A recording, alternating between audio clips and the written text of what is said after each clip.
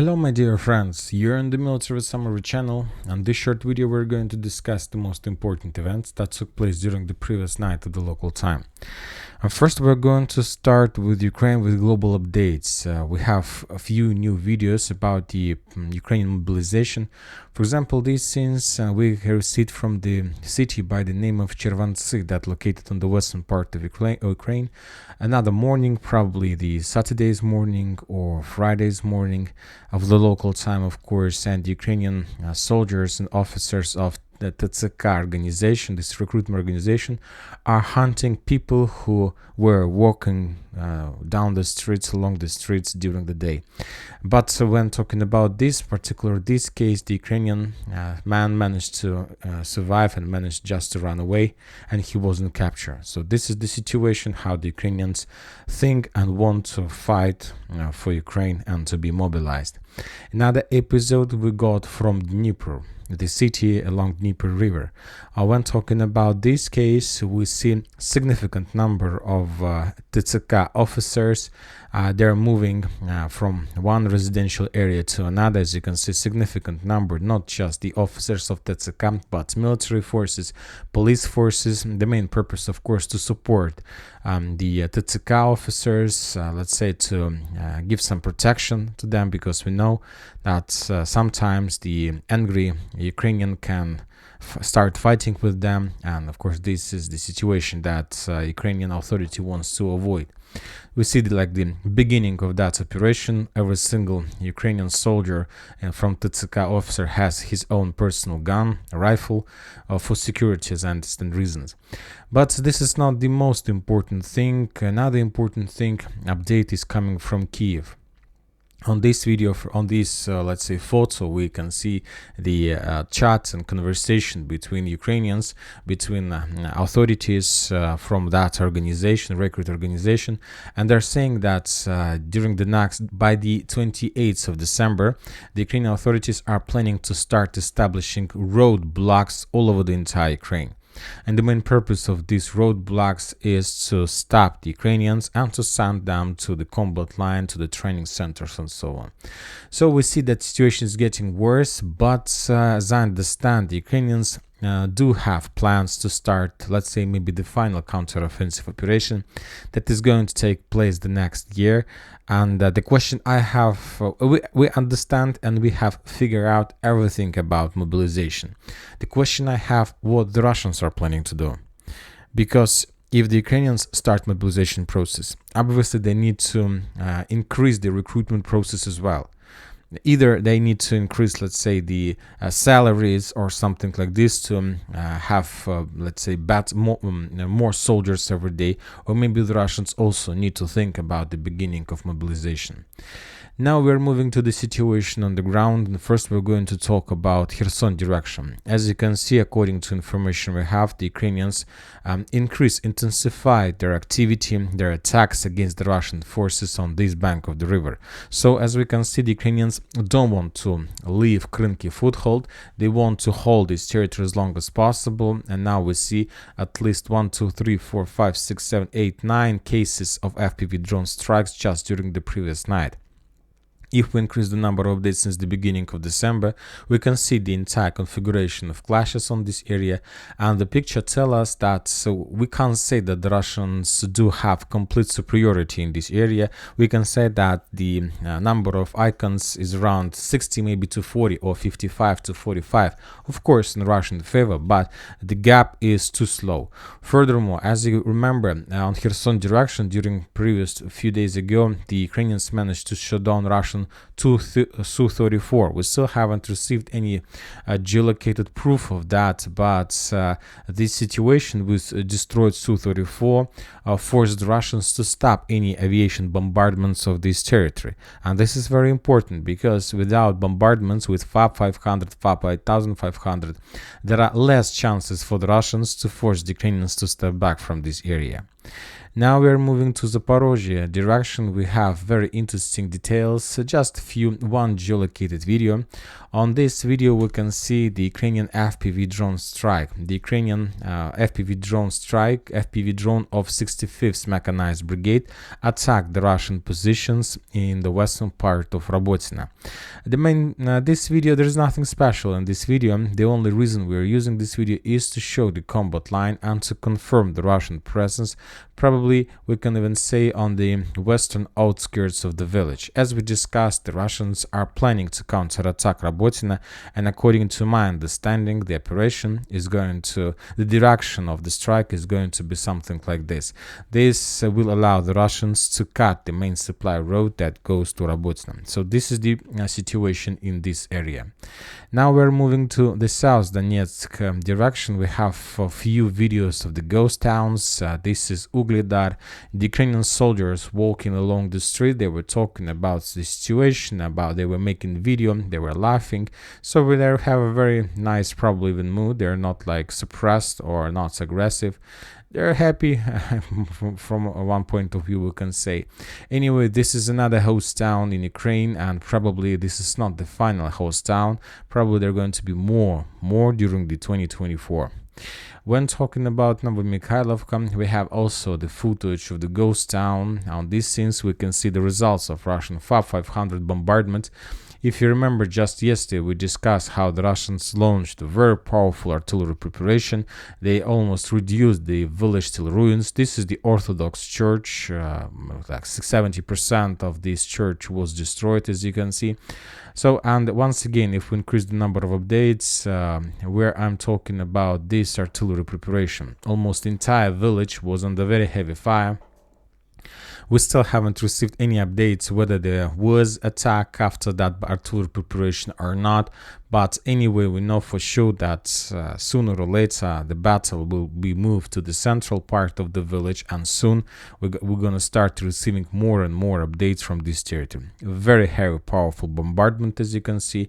The Russians were bombing this village during the previous days, not just with artillery rounds, but flamethrower systems, guided bombs, Sulmur missiles, regular artillery systems, and many mortar systems, and so on. Now we're moving to Avdiivka area, Mariinka direction. If you remember, yesterday we discussed that according to the Western mappers, neutral mappers, the Russians established control over the fields, and today the Russian sources from the ground confirmed that information, that as a result of clashes, the Russians took control over this territory. Yet we haven't received even a single geolocated video confirmation of this progress, so for now we're not going to change the map. We will keep this territory as a gray zone. This is going to be our rule. If we have just confirmations from mappers, we're going to change map for gray zone or contested area. On just geolocated video, we're going to use the base for the changing the color of the map. Anyway, according to these movements, we see that the Russians are trying to get and to capture this stronghold along this tree line on the north of Pobeda. Taking under control this territory will allow the Russians to move a little bit further to the north along this area, but not so far. There are no like natural barriers that the Russians can use to hide their forces. And the main attack is going to take place along this tree line to the southwest and on the northern part of Pobeda. This small development will allow the Russians to complete the battle for Pobeda. They will be able to attack this small farm from three directions. From the north west, the Russians will be able to attack from the northern part, and the Russians will be able to attack from the eastern part. And after that, they will continue. The Russians will continue further in direction of Konstantinovka. And I'm not sure if Pobeda is a very small village, and there are not so many barriers and fortifications around this village from the Ukrainian side, so I don't think that it will take a lot of time for the Russians to bypass this village. Interesting video we got from the Russian service centers. On this, since we can see the multi-launch rocket system Grad somewhere in some service center, somewhere in the territory of special military operation, and as you can see, the Russians are trying to improve this machine by adding additional FPV drone defense like equipment on top of this system. So this is the reality. This is the reality. Currently, there are no solution against FPV drone strikes, and people on the ground try to find their own approaches how to reduce losses from this type of weapon. Now we are moving to Avdiivka area. The sources are saying that the Russians continue offensive operation or renewed their offensive movements on the industrial area on the south. The Russians are pushing in Kirova Street. The Russians are pushing to the north in direction of the forest that goes along N20 road, and the Russians are trying to attack in direction of this part of residential area. There are few buildings, and in direction of Tsarskaya Khota. And the sources are saying that as a result of another clash somewhere in this area, the Russians managed to capture 4 Ukrainian soldiers. There was this, like, as you can see, storm operation. 1, 2, 3, 4, 5, 6, 7, 8. 8 Russian soldiers were storming the stronghold and trenches with 4 Ukrainian. And as a result of a very short battle, 1 of Ukrainian was killed because he tried to escape, and 3 surrendered. So this is the situation in this area. Probably during the next 24 hours, we're gonna receive more updates, and we will adjust the map according to the progress. Now we are moving to Очеретино, another very important city, and today the Ukrainian sources reported that they took a decision to redeploy, and not like took a decision, it was spotted and discovered with the reconnaissance forces that Ukrainians started redeployment of their headquarters, rotation points, hospitals, and many other important infrastructural objects from Очеретино further to the west in direction of probably the village, the city by the name of Selidova or Novogrudovka. Currently, it became very difficult to keep everything so close to the combat line in Очеретино, so that's why the Ukrainians started moving all their military infrastructure further to the west.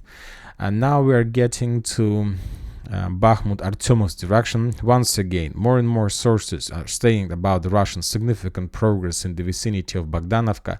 Different mappers continue publishing their updates about the hill, about the tree lines on the north of Bogdanovka.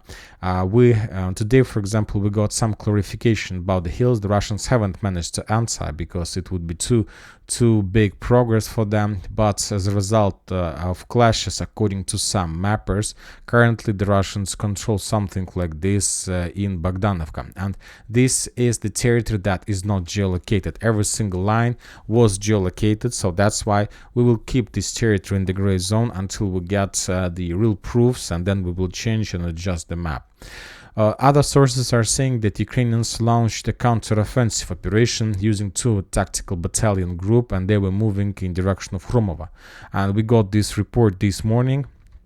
The Russians are saying that they managed to repel that attack, or at least there are still heavy clashes.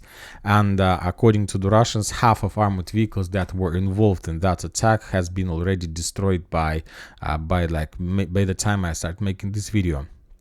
So this is the situation in this area, and the main purpose of the Ukrainians is probably to win some time and not to win some time and not to, let's say, give the Russians possibilities to continue offensive operation further in direction of Ivanovska or in direction of Bogdanovka. Once again, the second day in a row, we are receiving update about the establishing complete control over the airfield located on the west of Chernobyl's residential area. When talking about Klishchiivka, just right before I start making this video, we got some updates that today the Russian sources, according to the negotiations between Ukrainian officers, expect that today the Ukrainians will make a decision to step completely back from Klishchiivka, Andreevka, from this territory without even battle. So they will run away to Chasov Yar, they will run away to Toretsk agglomeration and so on. So they will leave and they will try to shorten the front line, and they will try to focus completely their attention on Ivanovska, because the Ukrainians will fight for Ivanovska Canal. They will try not to allow the Russians to enter these 2 villages and city. When talking about Liman direction, we have once again confirmation from the Russian side about the progress on the fields of Tarskoye salient. Once again, we will adjust the map just based on the geolocations, but for now we're gonna keep these territories a gray zone. So most of the mappers, pro-Russian, pro-Ukrainian, neutral one, confirms that the Russians have this progress on Liman area. It's very difficult to understand what exactly the Russians are planning to do and what are the next Russian steps. Maybe the Russians are planning to continue further to attack Terny and Yampolovka, like on the very short front line, but then there are risks to be counterattacked by the Ukrainians from the north. Let's say like this. So my projection and my understanding of the situation, that the Russians are going to attack this territory and to capture this area step by step. And according to my understanding, the next Russian step is going to be the shortening of the front line, maintaining of the combat line, and just to shorten the gray zone, to maintain the gray zone and to shorten the front line. So this is probably the next Russian step on this direction. Just a second. And first of all, this will allow the Russians to attack, to be on the safe side, to attack slowly, step by step, and to save some distance with the Ukrainians all of the entire combat line. The next step from the Russian side is going to be to capture additional, let's say, 2 kilometers in depth like this. And after these two operations, they will reach the outskirts of the cities like Makeyevka, Nevskaya, Novosadovo, Terny, Yampolovka, and after that, the Russians, using the broad frontline attack, will launch an offensive operation all over the combat line, and obviously the Ukrainians will not be able to stop such a heavy pressure along the entire front line, because they have problems for redeployment of their forces from one bank of Zherebets River to another. The Russians will destroy, or at least will establish fire control over these roads during a possible upcoming offensive operation. When talking about Kupin's direction, we haven't received anything during the previous night, so today probably we're going to receive some updates as well. Just only confirmation geolocated video from the Ukrainian side, how they attacked with FPV drones, drone the Russian armored vehicles somewhere between Pershatravnevo and Orlyanka. This video we can use to clarify and to confirm the presence of the Russian armored vehicles on this direction. So this is like the only value from that video. And that's it for today, for this short video. Military Summary channel reminds you, we condemn any violence in the world. Thank you for watching. Subscribe to my channel, put your likes, join my Patreon, and have a good day. Bye bye.